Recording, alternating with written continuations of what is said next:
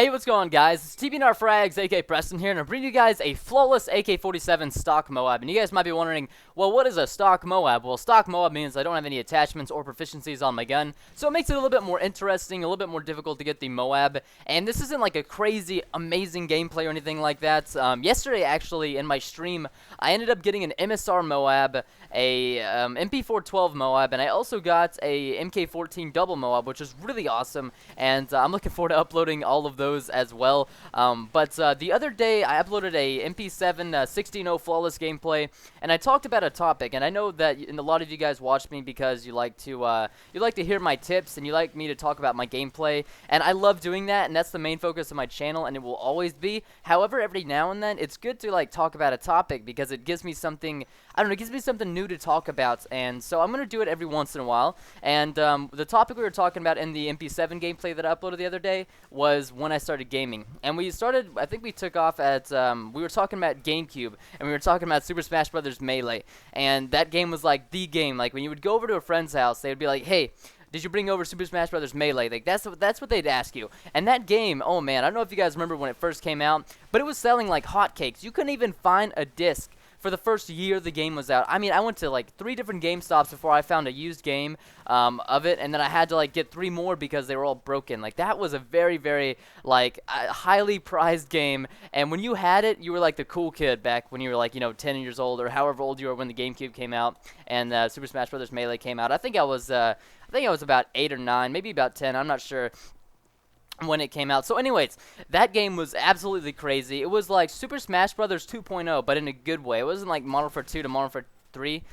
It was just like a bigger, better version of Super Smash Bros. With like new stages, new characters, new items, better graphics, better, you know, just, I don't know, everything was better in that game, and I loved it. There's nothing bad I could say about it. So anyways, I had that when I was about 11, and I started to get really tired of GameCube because I was beating every game. You know, there was no online multiplayer. I remember later on, like, there's this multiplayer kit that came out, and you had to, like, pay for online. I don't know, the GameCube online, if there was one, I don't know. It was really complex, and it was weird, and I didn't like it. So for my 11th birthday, I started getting really into Kingdom Hearts back when I was 11. And I don't know if you guys knew that game, but they like mixed up Final Fantasy with like Disney characters. But it was actually a whole lot of fun, and I really enjoyed it. So I got really into that. So for my 11th birthday, I asked for a new a PS2. And back then, they had actually just came out with the new like remodeled version of the PS2, and it was like the slim PS2. That's what they call it. So it was really small. It was like a tenth of the size of the regular PS2, and it actually had a spot where you could plug up an Ethernet cord in the back, so you could play online. So I ended up getting Star Wars Battlefront 2, and I was like, this game says it's online capability, so I wonder if I can play this online. So I went into my parents' room and like jerry-rigged the internet, and I hooked it up into the back, and I connected to online services, and I was like, whoa, I'm actually playing against real people online. And I was like, this is absolutely awesome. And you know, they were giving me a challenge, you know, they were killing me, they were better than me.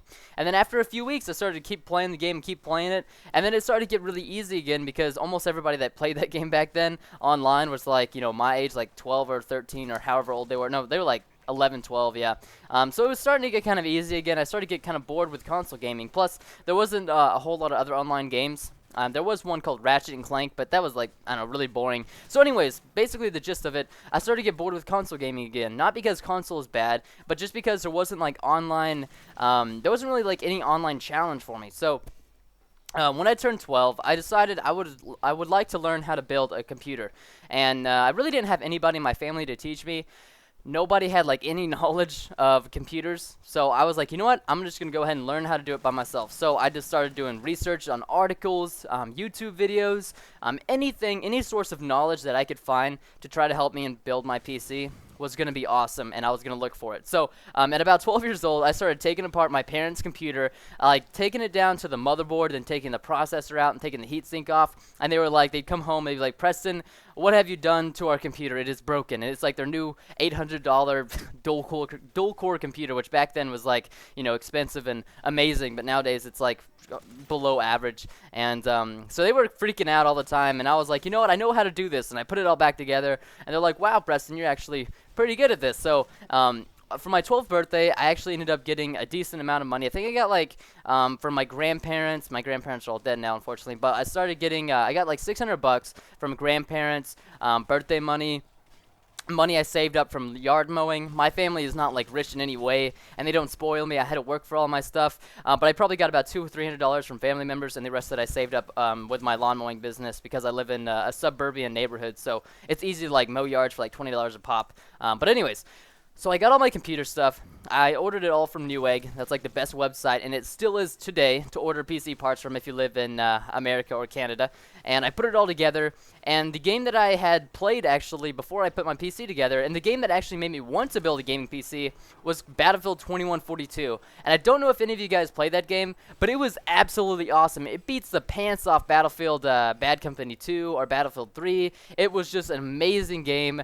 Absolutely loved it. The game was just so much fun. I played it on my friend's. He got a Dell gaming desktop, and it really wasn't even a good Dell gaming desktop. It could only run the game at low, but it didn't, lag at all. So I was like, oh, this is awesome. I'm gonna go buy it. So I saved up some money, and I went and bought it at Target. And this was before I had my gaming PC. I forgot to mention this. And I installed it on my parents' computer, and it was horrible. It was laggy. I could only play on one map, so I had to find like 24/7 servers for that particular map to play it on. But I loved it so much, so I had to build a gaming PC. So I built my gaming PC, and that was the first FPS I really played and got into on the PC. And, there were so many good players on it, and I was like, wow, this is awesome. And then mouse and keyboard just kind of like really caught my attention. I love the mouse and keyboard because there's more that you can do with a mouse and keyboard than you can with a controller. I mean, you have so many keys, you have so many clicks, and then on the, the controller, you're kind of limited to what they have on it. I'm sure in the future they'll end up expanding that, and it'll become, more complicated, I guess, in a good way. And like I said, guys, I have nothing against consoles. I love them. They're a lot of fun. I just don't particularly like to play on them anymore because I have a really good gaming PC that I've, been playing on for the last 5 years. And basically after that, I got into Call of Duty 4, and then I actually went from Call of Duty 4 to Call of Duty 1, and then I learned that there was these competition mods, and you could play on them, and they like took certain things out of the game, like they took the noob tube out, they took out lots of graphical errors in the game, so you would get better frames per second, and they did like, it brought a whole new world to first-person shooters for me that I'd never realized that was even out there. And then I started, playing on teams, and then playing in online tournaments, and then started competing against other players, and then, it actually made me want to be better so I could, beat this guy or beat this team.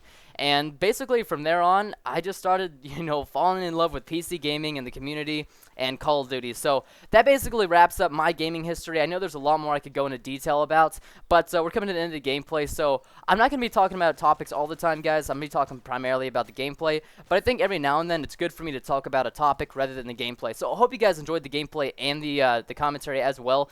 I have some awesome MOABs coming for you guys, and I can't wait to get some more. So thank you guys so much for watching. I will see you guys in later live streams and videos. So peace out, guys. Stay sweet. Later.